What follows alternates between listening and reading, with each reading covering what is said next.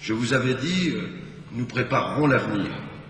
Dijon, faisant mentir bien des mauvais prophètes, se place à l'heure des comptes dans le club des villes qui gagnent. Dijon confirme son rang de grande cité, sa place en Bourgogne bien sûr, et son rôle de capitale régionale. J'en suis heureux pour notre ville et l'ensemble des citoyens le savent eux aussi. J'ai confiance dans la vitalité de Dijon, confiance dans la vitalité de notre région, confiance dans votre vitalité pour mener à bien des projets qui façonnent l'avenir, qui créent, innovent, dans le respect bien sûr de notre identité. C'est de chacune et de chacun d'entre nous, c'est de l'esprit de responsabilité, d'initiative et d'innovation dont nous ferons preuve que dépendront en grande partie les succès de Dijon. Ce lien que j'évoquais il y a quelques instants, que nous avons avec vous, se renforce par le travail que toute l'équipe municipale effectue chaque jour, notamment pour dynamiser la ville-centre, développer la solidarité entre tous les quartiers, jouer résolument la carte de l'ouverture à l'Europe et au monde. Dijon est une ville qui bouge, qui se transforme. Chez nous, ici, la démocratie locale fourmille de projets. Elle innove, elle porte sur les créneaux d'avenir, elle fait confiance aux citoyens, elle est toujours en mouvement, rapide, réactive, imaginative. Il y a, c'est vrai, des ferments et des exemples de rénovation dont notre vie politique nationale ferait bien de s'inspirer. C'est en étant ouvert sur toutes celles et tous ceux qui font vivre la démocratie sur le terrain que l'on construira l'avenir de notre pays. C'est aussi ainsi que l'on renouvellera le débat public. La démocratie, elle repose avant tout sur une certaine conception de l'homme, de sa liberté et de sa responsabilité. Elle se justifie aussi par l'efficacité avec laquelle elle permet à chaque individu de réaliser ses aspirations, d'exprimer ses talents ou encore de participer aux décisions qui intéressent la collectivité, en apportant son expérience, ses convictions, la variété de ses savoir-faire. La démocratie doit respirer, elle doit se renouveler, renouveler ses idées, promouvoir des femmes et des hommes nouveaux, s'ouvrir aux nouvelles générations. Elle doit faire vivre la mixité, riche de promesses pour la transformation de notre organisation sociale. Il faut pour cela libérer les énergies qui sont à l'œuvre et faire de la démocratie locale le moteur d'une démocratie de participation. Je sais, bien sûr, nous savons que chaque ville a son identité, ses caractéristiques propres, qui font qu'elle n'est semblable à nulle autre. Mais on ne peut plus concevoir des villes isolées à l'intérieur de leurs frontières, vivant comme des systèmes fermés, retranchés sur elles-mêmes. Les villes et leurs agglomérations se trouvent confrontées à des problèmes de santé publique, de chômage, de sécurité, d'insertion, qui posent des problèmes de cohésion sociale de plus en plus préoccupants. Et je suis persuadé que c'est en recherchant des solutions à ce sujet sur le terrain, en comparant les expériences, que les villes et les agglomérations pourront contribuer à répondre aux enjeux de notre société. Mesdames, Messieurs, vous connaissez ma volonté, notre volonté de renforcer le partenariat avec l'ensemble des collectivités publiques. L'État, bien sûr, le Conseil régional de Bourgogne, le Conseil général de la Côte d'Or. La nécessité d'affirmer et de faire reconnaître que le développement de nos départements dépend étroitement de la vitalité économique, sociale et culturelle des grandes collectivités urbaines dont nous assurons la gestion est devenue, je le crois, impérieuse au regard des défis que nous devons relever. Je le redis aujourd'hui ici, pour ces vœux, il ne peut y avoir de région et de départements forts sans une capitale régionale et côte-d'orienne dynamique et innovante.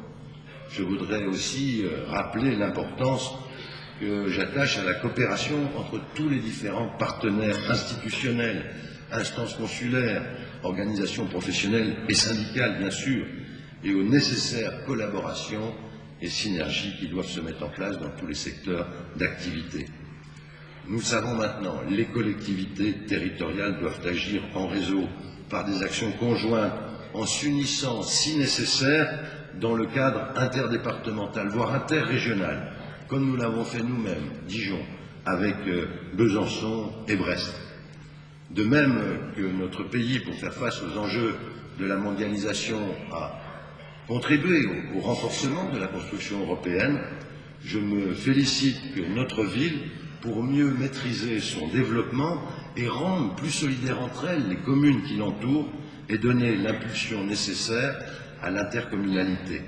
Le rayonnement et l'attractivité de l'agglomération, sa capacité d'accueil, j'en profite pour saluer les maires et élus de l'agglomération ici présents, son ouverture sur l'extérieur dépendent de la qualité de ses équipements, bien sûr, éducatifs, sportifs, culturels et sociaux.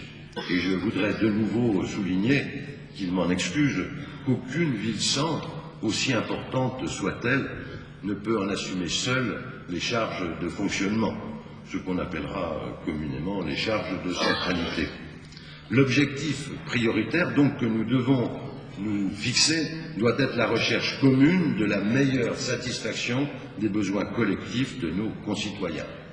Créer des équipements et des services adaptés, garantir une meilleure sécurité contre les risques, favoriser le développement économique et l'emploi local, comme nous l'avons fait avec la signature du Small Business Act, assurer l'exercice de la solidarité, promouvoir la démocratie de proximité. Aussi, avec l'équipe municipale, ayons une grande ambition.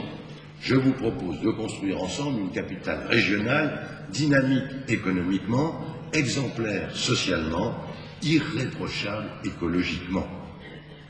Dès le premier tour des élections municipales de mars 2008, c'est pas si loin, plus de 56% des Dijonnais ont apporté leur suffrage vers la liste que je conduisais. Ce résultat est naturellement un encouragement clair et puissant à poursuivre l'action que nous avons engagée.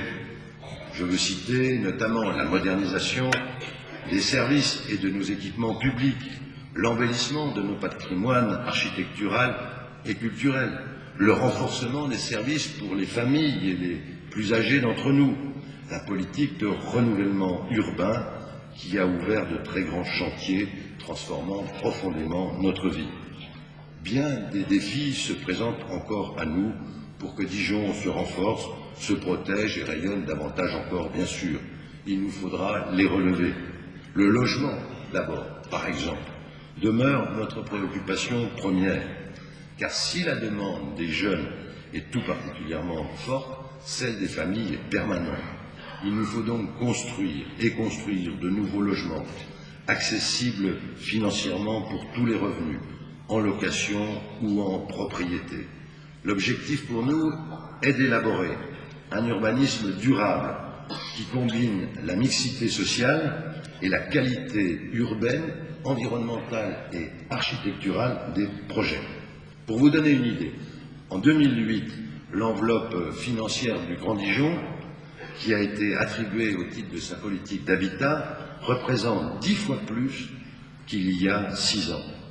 18 millions d'euros devraient être investis pour accompagner les objectifs de production de logements, ça va faire plaisir, Monsieur le Préfet, on a une réunion sur ce sujet ce matin, économe en énergie, tout en maîtrisant les coûts. Le respect de l'environnement doit nous conduire, c'est une volonté affichée par l'équipe municipale, à faire de Dijon une référence écologique en France. Nous nous devons de relever en effet le défi du développement durable pour répondre aux aspirations des habitants en matière de qualité de vie. Notre municipalité doit s'y employer pleinement pour permettre de créer un cadre de vie qui corresponde à nos aspirations et que nous pourrons laisser avec fierté les uns les autres en héritage aux générations futures.